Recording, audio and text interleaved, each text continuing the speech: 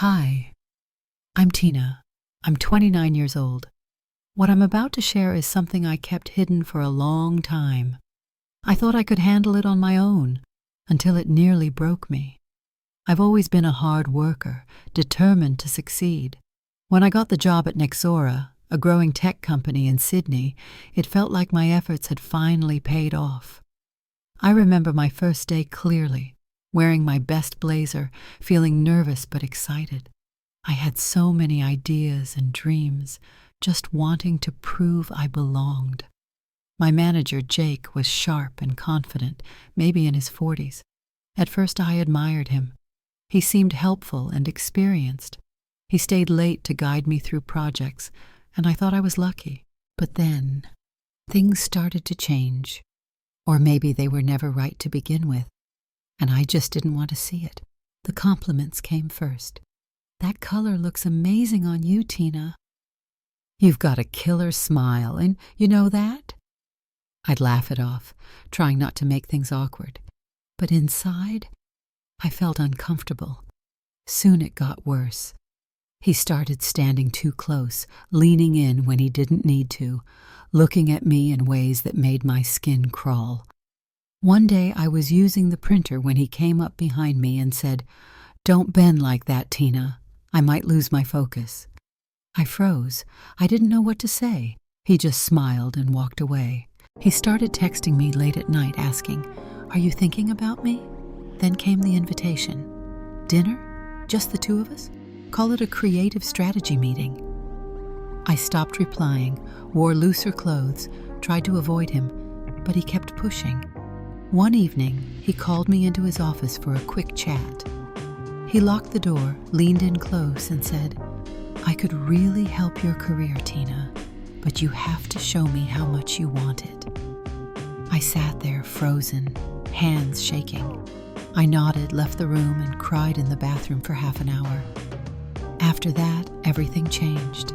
I couldn't eat, couldn't sleep, dreaded going to work. I kept thinking, who would believe me? He's the boss. I'm just the new girl. But then something happened. One day after a team meeting, I went back to collect my notes. As I walked past the room, I overheard Jake joking with another manager. "Teena's cute, right? A bit slow, but I bet she's wild after hours." I felt sick, but I wasn't the only one who heard it. Sophie, my teammate and friend, had been standing nearby. Later that day, she found me in the kitchen and said, "Teena, something's wrong. I can see it. Talk to me." I broke down. I told her everything, the messages, the meetings, the threats. She looked me in the eye and said, "We're going to HR. I'm coming with you. You are not crazy, and you're not alone." That afternoon, I walked into Daniel's office, our HR manager. My heart raced, hands trembling. What if they don't believe me? What if I get fired? But Daniel listened carefully. I showed him the texts, the calendar invites, the timestamps. He sighed and said, "You did the right thing, and you're not the first person to raise concerns about Jake." Over the next few days, HR began an official investigation. They collected evidence, emails, messages, even security footage. Sophie submitted a written statement, and slowly, more people came forward, quietly, privately. By the end of the second week, Jake was fired, escorted out of the building. No goodbyes, no speeches, just gone. After that, the office felt lighter. People were kinder, more open. HR introduced better complaint systems. And slowly, I began to heal. I stayed at Nexora for another year. I was promoted.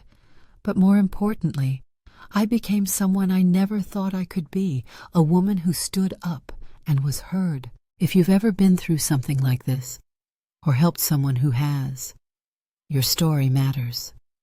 Leave a comment below. Even just a few words could help someone else feel less alone. If this story moved you, like the video, Subscribe for more real-life English stories and keep learning English through powerful, emotional storytelling. You never know, the next story might be yours.